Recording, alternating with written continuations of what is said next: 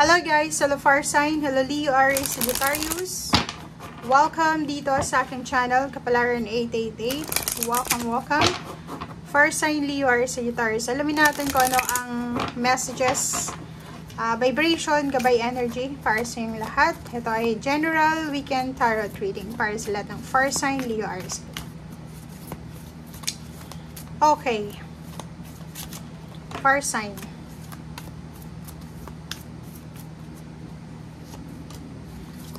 Okay, kumuha tayo dito ng 3 cards, guys. Intention, number 2, number 5, spirit, and, wow, teacher. Fire sign, Leo, Aries, Sagittarius. Tingnan nyo, ang barahan nyo, napakaganda. Sa weekend na to, etong sacred temple na to, guys, nakadepende to sa relihiyon mo. Spiritually, kung ano yung relihiyon mo siguro, pwede lahat kayo makaresonate dito. Sa weekend na to, Saturday, Sunday, nakikita natin na nagmamanifest kayo ng peace and harmony sa inyong buhay. Parang yung iba sa inyo dyan,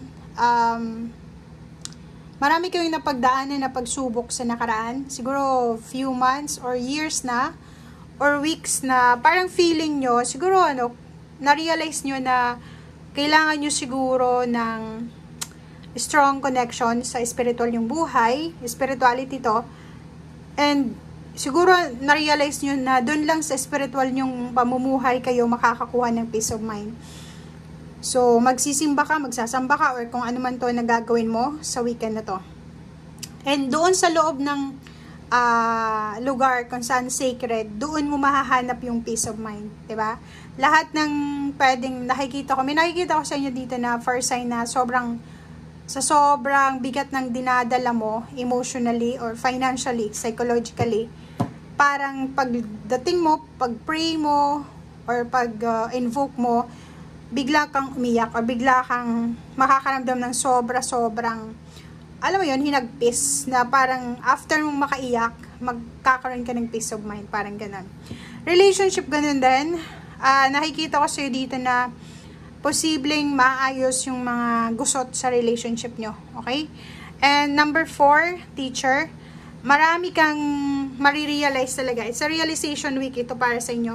Marami kang marirealize, fire sign, Leo, Aries, Sagittarius sa weekend na to. Marirealize mo kung gaano ka ka-blessed. Marirealize mo kung gaano ka-strong ang ating Panginoon. Marirealize mo na siya ang may control dito sa mundo. Marirealize mo yung mga weaknesses mo, yung mga mistakes mo, yung errors, or kung ano man itong mga pagkukulang mo.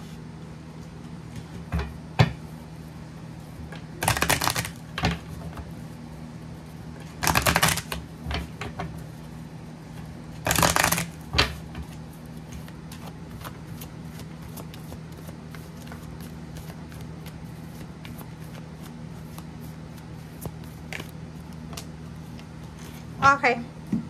Wealthy man and courthouse. Wow.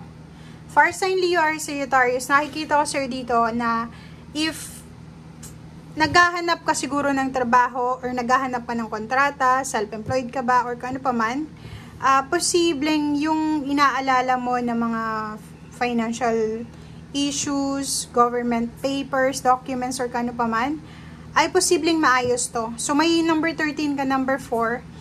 Ang weekend na to ay sobrang napaka-importante kasi pwede kang makatanggap ng isang offer, pwede kang makatanggap ng isang offer, or pwedeng makatanggap ka ng unexpected income, unexpected help sa isang lalaki, or pwedeng babae naman siya na mayaman or sobrang wealthy. Okay?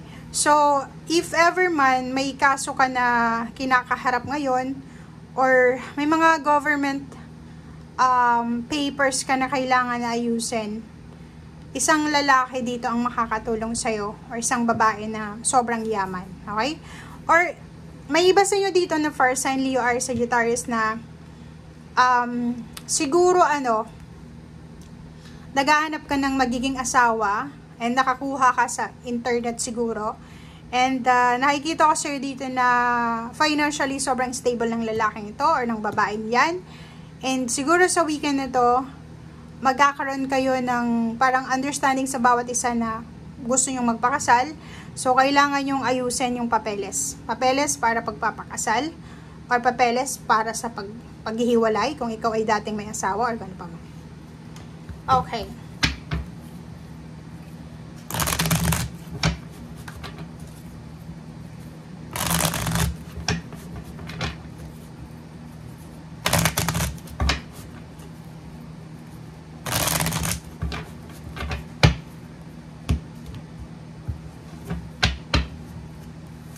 First card sa third deck. Oh. Number 9. Aha. So, nakikita ko sir dito kung ano man tong mga worries mo. If marami kang inaalala or marami kang mga issues, emotional or financial or ano man to na mga nagbibigay sa'yo ng pag-aalala, makukuha mo siya. Parang magkakaroon ng enlightenment, ng liwanag, ng balance, ng yin and yang ang weekend na to. So, ibig sabihin, for example, ang dami-dami mong mga inaasikasong papeles, ang dami-dami mong mga tinatrabaho, tinatapos, or marami kang mga issue ngayon, like naghihintay ka ng loan, diba? If ever nag-loan ka, siguro, instead na makuha mo yung loan mo, ang dami-dami pang documents ang hinihingi sa'yo. So, it's either itong wealthy man na to is bangko, or kung saan ka man umuutang. So, nakikita natin dito na ano man itong hinihintay mo, ano man itong mga pagsisisi na nararamdaman mo sa weekend na to, ay mahanap mo yung solusyon or answer dito. Okay, so nakikita ko sa'yo dito may mag-offer sa'yo, it's either relationship, it's either emotional or financial help, or may mga tao dito na susuportahan ka sa kung ano man to na kailangan mo. Pwedeng relationship siya, or pwedeng katrabaho, kakilala, or kung ano pa man. May kailangan kang gawa ng desisyon, or may kailangan kang pagdesisyonan.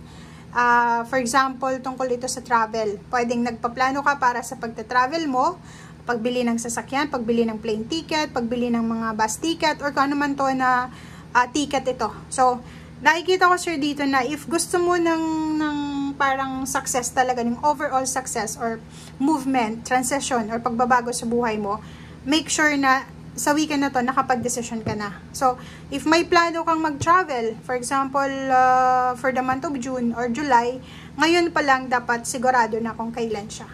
Okay? Nakikita natin dito na health din. May posibleng good news para sa health mo if may mga issues ka sa good health or any types ng health, financial health, emotional health, psychological, or kung anong klaseng health ito. Sinasabi ng baraha sa'yo dito na wala kang masyadong issues. Sobrang inspired yung iba sa inyo na mag-diet, maging healthy enthusiast, diba? Parang ganon. So, nakikita natin dito yung mga first sign Leo, Aries, Sagittarius na bigla nilang marirealize, tumataba na ako, pumapayat na ako. So, kailangan ko nang gumawa ng actions or gumawa ng paraan or ways para maging healthy ako or maging balance ang aking health. Okay? So, yan guys ang sinasabi ng baraha. Maraming salamat and see you again. Bye!